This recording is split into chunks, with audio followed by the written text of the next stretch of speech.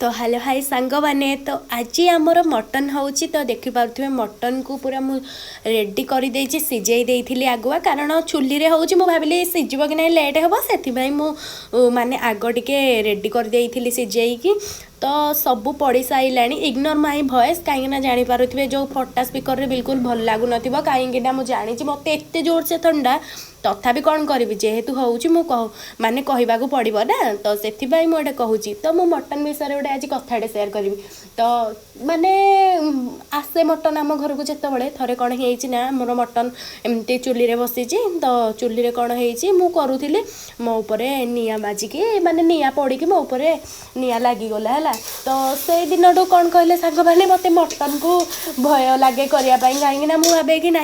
mutton कली बोली कौन मो ऊपर निआ पड़गला कि ना कौन से मु मटन कैनि तो तापर किछि दिन गलापर से सब मोर दूर है माइंड रू ना सेमती गोटे